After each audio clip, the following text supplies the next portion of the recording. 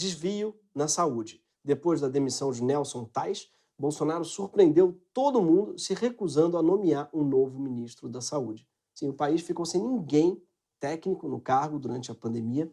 Aparentemente, poucos médicos topam obedecer a um presidente que manda alterar a bula de remédio. Sim, segundo Mandetta, Bolsonaro queria que o ministro mandasse a Anvisa alterar a bula da cloroquina para dizer que o medicamento funcionava para a Covid. Ele acha que medicina funciona assim, né? Ô, doutor, escreve aí na bula do cachorro-quente que cura hemorroida. Eu tô precisando dar uma curada aqui. Não é assim que funciona, Bolsonaro, a medicina, tá bom? Já tem gente morrendo hoje por falta de sedativo para ficar no respirador, enquanto os laboratórios de hospitais militares estão produzindo o quê? Cloroquina. Bolsonaro está para cloroquina, assim como a Aracida Top Term está para a iogurteira Top Term. Ou o seu Mário do Cogumelo do Sol está para o Cogumelo do Sol. Vocês não conhecem o seu Mário? Então, por favor, me ajudem a entender o que é que ele está dizendo. Que coisa maravilhosa. Ainda você trabalha, você precisa de mais energia. E aqui está cheio de coisas boas para que você tenha. É o que eu falo sempre, gasolina azul do passado, que você precisa no seu carro. Eu acho que o Mário andou comendo o cogumelo errado. Aliás, o que o Mário tem com cogumelo? É uma coisa que eu queria entender. Mário, de modo geral. Caso não tenha percebido, aquele cogumelo do Mário Bros, do chapéu vermelho de bolinha branca, é a Manita muscaria, que é um cogumelo alucinógeno. Sim. O que significa, tá, que sim, é por isso que ele está pulando em tartaruga e montando num dinossauro, e depois ele joga o dinossauro num abismo quando não precisa mais. Alguém liga para Luísa Mel, urgentemente. Mas voltando, a gente deu uma investigada e descobriu o real motivo do Bolsonaro estar tendo tanta dificuldade para encontrar um ministro da Saúde. O Bolsonaro revelou que ele tem usado outro critério desde a saída de Mandetta. Ele disse que quer alguém muito rico para o cargo. Sim, é isso mesmo que você ouviu. Por quê? Porque Bolsonaro acha que existe muita corrupção na saúde e que alguém rico, muito rico mesmo, jamais desviaria verba. Sim, só tinha pobre na lista do Odebrecht. O Cunha, Cabral, Aike, eles estavam roubando para comer. O Gedel, por exemplo, eu não tinha nem dinheiro para comprar mala, ele tinha guardado o dinheiro todo em caixa de papelão. Era uma coisa constrangedora, coitado. Mas enfim, será que no caso específico da saúde, Bolsonaro tem razão? Será que os ricos nunca tirariam dinheiro da saúde pública? Pode acontecer do presidente ter razão. Tipo, até um relógio parado tá certo 2 vezes ao dia. E como a gente sabe, o Bolsonaro passa muito tempo parado. Talvez o desvio de verba seja mesmo o que está impedindo o país de enfrentar essa crise, com 5 estados se aproximando do colapso na saúde e filas que chegam a mais de 300 pessoas por uma única vaga de UTI. E talvez o ministro rico seja a solução. Para descobrir, primeiro, a gente tem que lembrar que Bolsonaro sempre disse que o grande problema do nosso sistema único de saúde era desvio de verba. Na campanha eleitoral, de todos os candidatos, ele foi o único que não propôs aumentar o financiamento do SUS. Segundo ele, bastava acabar com a corrupção. Se nós conseguirmos fazer com que pessoas competentes e com responsabilidade sejam ministros, sem indicação política, eu acho que 30%, no mínimo, a gente vai economizar dos recursos que vai para o ralo da corrupção e teria como atender melhor a demanda, não só de saúde, mas educação, entre outras que o Brasil precisa. Ou seja, não falta dinheiro para o SUS, o problema é que estão desviando os 30%, segundo ele. Só eu que acho suspeito ele saber o valor desviado? Não, estranho isso, ele cravou, né, uns 30%. A saúde brasileira, de fato, tem muita corrupção. Só desde que começou a pandemia foram várias suspeitas e escândalos. No Amazonas, por exemplo, o governo comprou respiradores numa loja de vinhos. Sim, detalhes, respiradores superfaturados em mais de 300% e que ao final eram inadequados. Claro. Santa Catarina comprou respiradores fantasmas. São Paulo comprou respiradores sem licitação e muito mais caros. Na cidade de Aroeiras, na Paraíba, a prefeitura pegou R$ 215 mil destinados ao combate ao coronavírus e estranhamente optou por comprar apostilas. Mas nosso sistema também tem coisas incríveis, claro. O Brasil é um dos poucos países do mundo que possui um sistema público, universal e gratuito de saúde, que é o SUS. Ele nasceu junto com a Constituição de 88, que garantia que saúde é um direito de todos e é dever do Estado. Sim, o SUS é um millennial. Por isso que ele está hoje sem grana, questionando o sentido da própria existência e entrando em colapso. Mas, ainda assim, se a gente for olhar os números, parece que o SUS já deu grandes resultados, ao menos em parte. Desde que o SUS foi criado, a mortalidade infantil no Brasil despencou. caiu 70%, bem mais que a média global. Se você tem menos de 30 anos e está vivo, agradeça ao SUS. Se não fosse por ele, não teria quase ninguém no TikTok hoje, por exemplo. Isso aconteceu em grande medida graças ao programa Saúde da Família, que colocou médicos acompanhando a vida das famílias em todo o território nacional. Os profissionais quase não têm equipamento, muitos pacientes não têm acesso a remédios, mas só a atenção de médicos, enfermeiros e assistentes sociais ajudou muito a evitar milhões de mortos, sobretudo de crianças mesmo. Por causa disso, o Brasil ganhou várias posições no ranking mundial de expectativa de vida. Em 88, quando um bebê nascia, esperava-se que ele mal passasse dos 66 anos. Hoje, espera-se que ele viva uns 76 anos na média. Tipo o general Pazuello, que é claramente um bebê de 76 anos. Ou melhor, 3 bebês, um em cima do outro, com um fardão no meio assim, tipo no filme do Batutinhas. Ainda vão descobrir isso. Abre aquela farda, tem um bebezinho trepado ali. Ninguém me engana. O SUS, inclusive, já foi testado numa grande pandemia, a AIDS, e se saiu muito bem. O Ministério da Saúde, então comandado por Zé Serra, hoje, infelizmente, mais conhecido como Careca do Odebrecht, ele negociou pesado com a indústria farmacêutica multinacional para reduzir o preço dos medicamentos e aí foi capaz de fornecer o tratamento de graça via SUS para quem precisava, além de testar milhões de pessoas para acompanhar o progresso da doença. O país conseguiu conter as infecções antes que muitos países e escapou da crise econômica terrível que atingiu os países sem sistema de saúde universal. Poderia ter acontecido conosco o que aconteceu na África subsaariana, por exemplo, que perdeu cerca de 20% do seu PIB só em custos diretos por causa da AIDS. Porque é óbvio que mortandades não são muito boas para a economia, apesar do que dizem o velho da van, o velho da madeira e o velho do aprendiz. Quer dizer, então, que o SUS ele é uma maravilha? Não. No SUS falta leito, falta gás, falta máscara, falta gente e não precisa nem dizer que falta respirador. A saúde pública não recebe nem 4% do PIB brasileiro para atender o Brasil todo.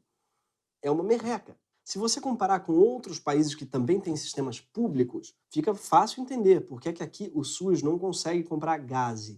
Ou seja, mesmo que ninguém roubasse 1 centavo da saúde, o SUS já estaria subfinanciado, já que a gente investe nele muito menos que qualquer outro país que tenha um sistema parecido. Mas será que, além do subfinanciamento, o SUS também sofre com desvio de verba? Será que, além de pobre, ele é assaltado? Olha, parece que sim. Pelo menos é o que indica um estudo do Ministério da Fazenda.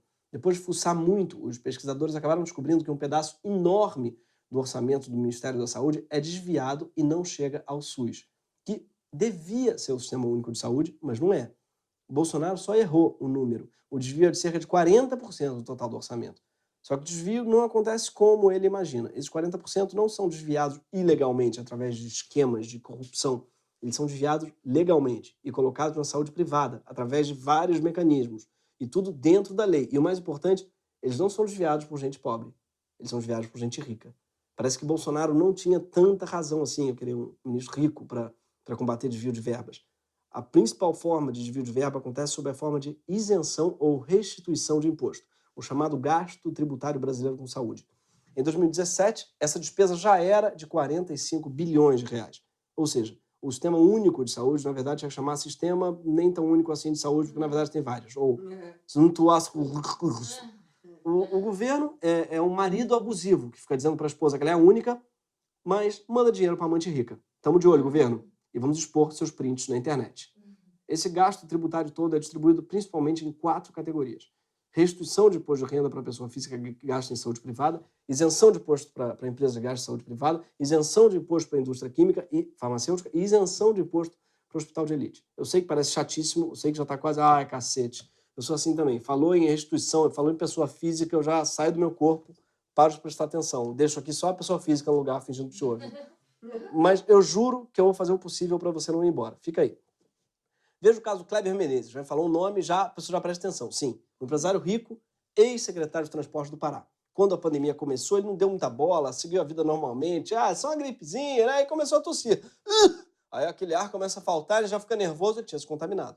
Àquela altura, a saúde pública em Belém já estava colapsando. Mas o empresário não precisava se preocupar com isso. Por quê? Porque ele pode pagar uma UTI aérea. Sim, existe isso. Né? É um avião que, em vez de barrinha, serve soro na veia e o que você quiser. né? Custa mais de 100 mil reais esse avião para ir de Belém a São Paulo e se internar no Hospital Sírio-Libanês, onde a diária de UTI custa pelo menos 2 mil reais. E como é que a gente sabe que ele pegou esse avião? Que ele mesmo fez questão de ostentar. Estamos entrando na UTI aeromédica. Se Deus quiser, vai dar tudo certo. Parece um auto-narrador de futebol, né? Tô entrando aí no avião, graças a Deus, né? Você entubado aí, conquistar o exame positivo em busca dos 3 pontos na sutura. Fazer vídeo embarcando em jatinho com UTI é uma nova modalidade de ostentação, o disease influencer. Mas então, o Kleber é rico, ele pode pagar. Qual o problema? Então, o problema é que no Brasil, o Kleber tem todo o direito de guardar a nota fiscal de tudo que ele gastar nesse processo todo e depois pedir isenção no imposto de renda, sem limite máximo. Essa UTI aérea de 100 mil reais pode ser paga pelo contribuinte. As diárias em hospital particular, das mensalidades do plano de saúde, do pagamento aos médicos, tudo pode ser pago com dinheiro público, sob forma de restituição de impostos.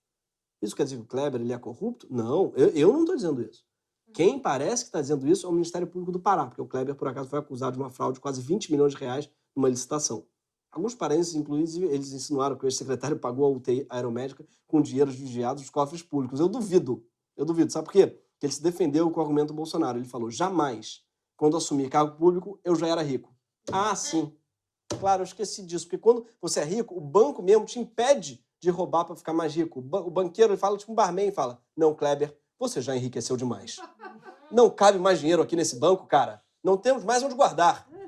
A prática de restituir parte do que os ricos gastam com saúde, apesar de dentro da lei, é um desvio de verba. O dinheiro que devia ser para financiar o que é público está sendo apropriado pela saúde privada. E não importa qual área da saúde privada. Até quem vai fazer cirurgia estética no exterior tem direito a uma ajudinha do governo na hora do imposto. É o programa Lipo Sem Fronteiras.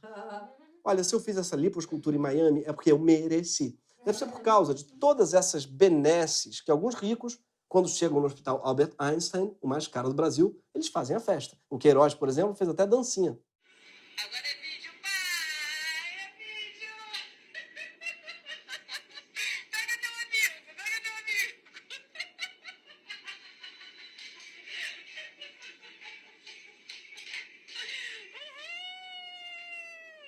Cara, bolsonarista realmente é foda, porque quando não buzina do lado de fora do hospital, tá berrando do lado de dentro. A título de informação, o Queiroz pagou a conta dele no Einstein, que foi de 133 mil reais em dinheiro vivo, como todo cidadão honesto faz quando tem que lidar com altas somas de dinheiro. Se depois ele tiver pedido restituição, a gente pode ter pagado muito caro por essa dancinha. É o pior couvert artístico da história. O Estado também pode ser obrigado a pagar parte do custo das cirurgias plásticas, por exemplo, da Ângela Bismarck, sendo que ela, inclusive, admite que não precisava de tantas. É uma espécie de acumuladora de cirurgias. O problema do Brasil não é o marxismo cultural, como dizem, mas o bismarxismo cultural. A gente pode ser legalmente obrigado a pagar até parte da cirurgia do Alexandre Frota, que botou uma prótese peniana. É mole? Era. Esse que é o problema. Por isso que ele pôs. Quem usa saúde privada e por isso tem acesso a essa ajudinha do governo, geralmente diz que as coisas estão bem no país agora. É o caso do CEO da XP Investimentos, o Guilherme Benchimol. Assim, acompanhando um pouco os nossos números, eu diria que o Brasil está bem, né? As nossas curvas não estão tão exponenciais ainda. Eu acredito que o pico da doença já passou quando a gente analisa a classe média, por classe média, média alta. O desafio é que o Brasil é um país que tem muita comunidade, né? Tem muita favela, e isso acaba dificultando o processo todo, né? Porra, tem muita comunidade, né, brother? Muita favela. Isso acaba dificultando o processo todo, né, brother? Pô, o carioca pode ser um presidente de um banco falando sobre uma pandemia que ele fala igual o Frota discutindo com o ambulante. Porra, brother, a pandemia tá de boa, né, brother? Se não fosse os fudidos, a gente tava show. Porra.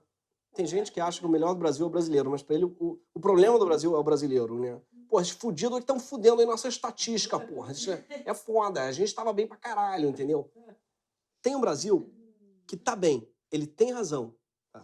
Tem um Brasil que tá super bem, tá de boa. Foi aquele Brasil que trouxe o vírus de avião pro Brasil. E que depois foi, de avião, se internar no Sírio-Libanês. Mas tem um Brasil que tá na merda. Morrendo enquanto espera respirador no hospital público. Só que este Brasil que está na merda está pagando a conta do sírio-libanês. Mas não são só as despesas com o hospital e UTI aérea que o Estado restitui, ele também desconta dos impostos as despesas com plano de saúde. Só nisso, perdemos mais de 8 bilhões por ano. A contrapartida desse benefício fiscal deveria ser, em tese, que os planos de saúde pagassem o SUS quando um de seus clientes usasse serviços públicos. Só que os planos de saúde, na imensa maioria das vezes, dão um calote no Estado. Mais de 70% dessa dívida ainda não foi paga. Muitas vezes os planos de saúde obrigam o Estado a ir para a justiça. O tempo vai passando e fica por isso mesmo. Mas tem um jeito do Estado subsidiar a saúde privada, que é uma fantástica inovação brasileira, que é a filantropia para rico. Eu falei antes do Hospital Sírio-Libanês, aquele para onde os ricos de Belém vão depois de furarem a quarentena, mas tem também o Hospital Albert Einstein, onde a diária pode chegar a R$5.000. Por esse preço, eu acho que você merecia ser atendido pelo próprio Albert Einstein. Mas é quase isso. O dinheiro banca quartos luxuosos, um saguão de mármore, um sushi sem creme cheese, e o Queiroz no lanchonete é um problema, mas ok, finge que não vê. E o que tem? São empresas privadas. Elas podem oferecer o luxo que quiserem. Não? Então, não, porque não são empresas privadas. Segundo a lei brasileira, elas são organizações filantrópicas e, por isso, pagam tipo zero de imposto. Depois que a Constituição de 88 foi escrita, a lei passou a exigir que os hospitais, para serem considerados filantrópicos, oferecessem no mínimo 60% dos leitos para o SUS. Mas, os hospitais topzera, isso de ser deleito nunca rolou, entendeu? Essa turma aí que vem aqui também não orna muito com esses saguões de mármore, sabe? Não vai nem saber usar, Essas privadas com botão, vai quebrar, entendeu, Não dá. Não dá pra entrar aqui. O hospital vai virar rodoviária, Então, com o tempo, o que aconteceu? Eles foram contornando essa exigência. Em 2008, o governo Lula criou um programa bilionário chamado PROAD, que já tirou mais de 4 bilhões de reais do SUS. Além do Einstein e do Sírio, participam do programa também mais 2 hospitais em São Paulo e um em Porto Alegre. Sim, é o chamado G5 dos hospitais, Sério. Chamado, no caso, por eles mesmos. Adoro essa autoestima. O PROAD ele é basicamente um caminho alternativo para hospitais considerados de excelência terem status de filantrópicos, mesmo sem ceder leito nenhum para quem não pode pagar. O PROAD banca, via isenção de impostos, projetos de transferência de tecnologia e inovação do G5 para o SUS. Na maioria das vezes, através de palestras, oficinas e capacitações. É legal, né? Mas, durante essa pandemia, você trocaria o seu direito constitucional a um leito do Einstein por uma palestra de um médico do Einstein? Olha, eu não tenho respirador para você, mas eu tenho um coach de respiração. Tá? Mentaliza um respirador, imagina uma vaga, cocria um leito, tá vendo chegar?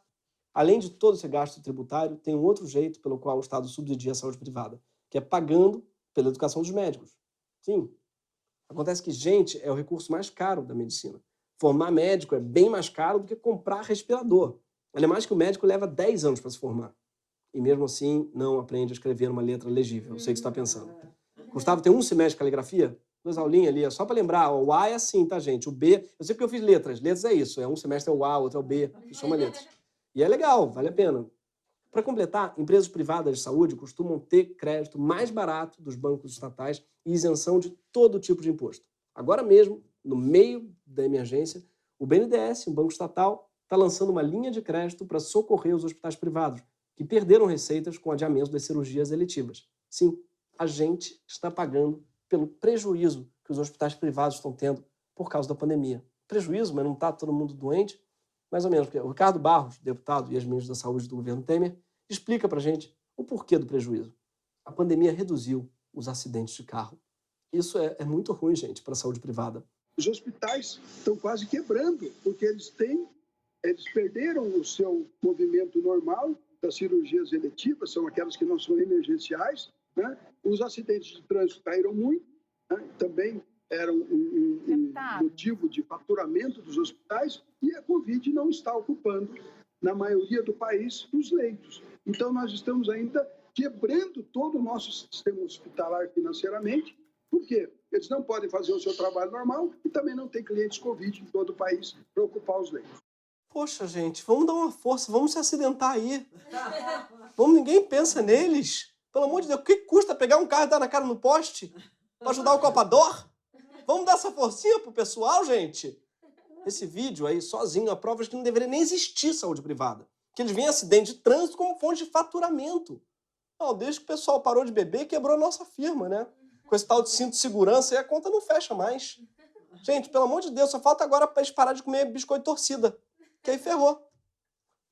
Agora eles chamam paciente infectado de cliente Covid. Os clientes Covid, parece plano de fidelidade. Ó, eu sou cliente Covid Plus, tá? Tem Covid Top, Covid Plus, Covid Platinum, mas a preocupação do Ricardo Barros faz algum sentido. Porque nesse momento agora, enquanto todo o sistema público de saúde brasileiro está entrando em colapso, está sim sobrando leito no sistema privado.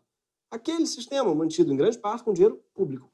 Como a gente falou na estreia dessa temporada, o Brasil ele tem um número razoável de leitos de UTI, mais de 45 mil. Isso dá 26 leitos com respirador para cada 100 mil habitantes.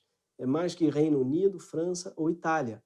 Só que a maioria deles está na rede privada, inacessível para 80% dos brasileiros, apesar de subsidiada pelo imposto de todos eles. É claro que isso tem implicações para a expectativa de vida.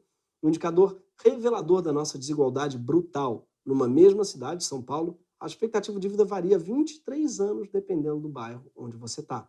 Em Moema, bairro rico, é de mais de 80 anos, que é acima dos Estados Unidos. Enquanto isso, no extremo da periferia, é de 57 anos, que é abaixo da Somália.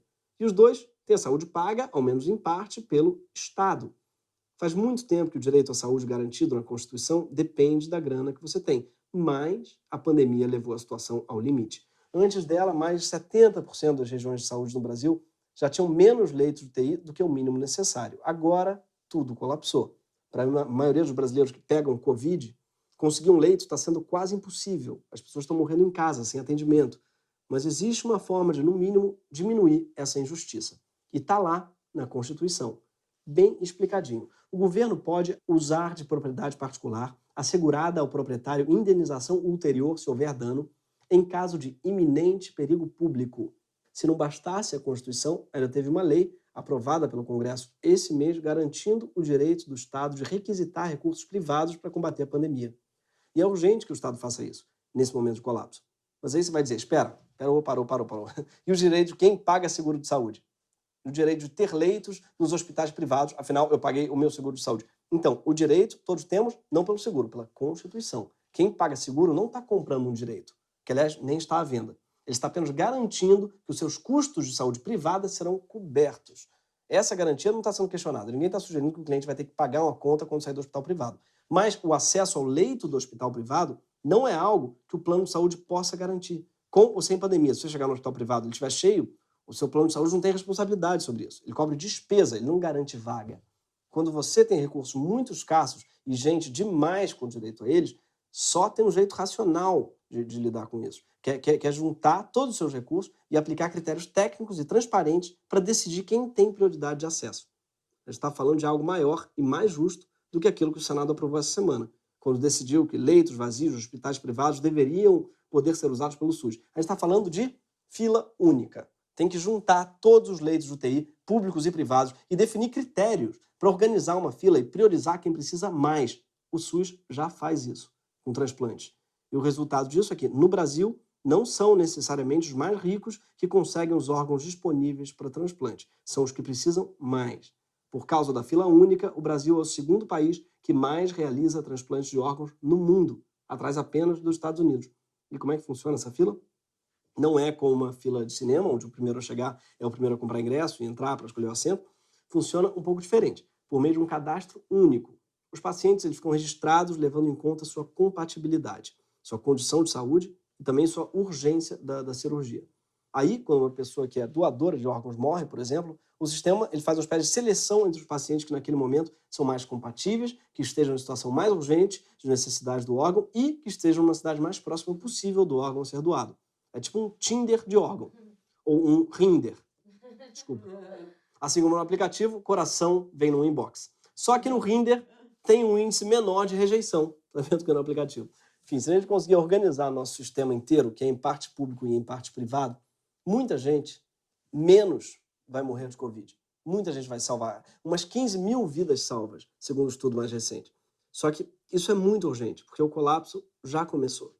Diferentemente do Brasil, vários países fizeram exatamente isso. Requisitaram leitos privados e organizaram uma fila única. Onde, Gregório? Cuba? Não. Espanha, França, Irlanda, Itália, Austrália, todos estatizaram os leitos que tinham e começaram a decidir quem recebia cada leito com base em critérios médicos. Nada do Estado pagar o preço de um voo de 3.000 quilômetros para um paciente leve, nada de desperdiçar os hospitais de excelência, que têm os melhores equipamentos e as equipes mais bem treinadas para operá-los, com casos banais. Não se trata, aliás, de tomar os leitos do setor privado, mas de pagar por eles. Talvez tenha que ser menos do que o Einstein recebe dos bilionários, mas o suficiente para que o hospital possa arcar com os custos do combate à pandemia. O governo federal chegou a consultar a Agência Nacional de Saúde para saber a opinião da agência reguladora sobre essa possibilidade. Mas a primeira avaliação da ANS foi totalmente contrária à fila única.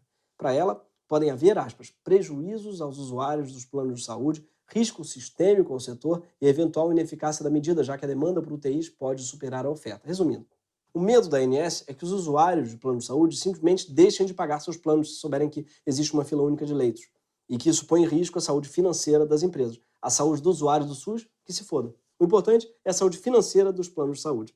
Curioso é que a Agência Nacional de Saúde, por princípio, devia regular os planos de saúde para que eles não prejudiquem o usuário, não o contrário. Ou seja, regular o usuário para que ele não prejudique o plano de saúde. Mas se a gente for checar quem é o diretor da ANS, tudo faz sentido. Rogério Scarabel Barbosa, nomeado em 2018 para assumir a ANS, foi, durante toda a sua trajetória, advogado dos direitos humanos, não, dos planos de saúde. Quando ele foi nomeado, Scarabel era sócio de um escritório de advocacia que defendia nada menos que 90 empresas da área. Além disso, Scarabel tinha pós-graduação na Universidade Unimed, que tem esse nome porque ela pertence à Dolly Guaraná. Não, à Unimed mesmo. Mas eu suspeito que tem outra razão para a gente ainda ter tanta gente rica hoje no Brasil contra a fila única. E é sobre essa razão que eu quero falar aqui. O rico, ele morre de medo, tá? De morrer na fila. Até porque o rico mal sabe o que é esperar em fila. Eu posso falar porque eu tenho lugar de fala. Eu chego numa fila, a pessoa diz, vem cá, rapaz, fazendo o que aqui? Vem cá. Não, espera aí não. Ser rico no Brasil consiste basicamente em furar fila. Os bancos têm outro banco especial para o rico sem fila. A boate tem um camarote sem fila. O rico paga a classe executiva do avião, em parte, para furar a fila do check-in, a fila do embarque, a fila do desembarque, até a fila da mala. O conceito de fila, ele é mesmo muito difícil do rico entender. Só que essa é uma fila que a gente precisa que todo mundo pegue. Porque essa é a nossa única chance de acabar com a fila. Se o rico achar que ele também vai ficar esperando junto com as outras centenas de pessoas que nesse momento não têm respirador, o rico vai dar um piti. E piti de rico no Brasil funciona. Tá? A gente tem provas disso. Rico tira presidente, rico muda a legislação, rico pode até, de repente, agora começar a apoiar o lockdown, ali, coisa louca. De repente, o rico até para de sair de casa, pode enquadrar o Bolsonaro, pode dar um jeito até de ter leito para todo mundo. Eu tenho certeza.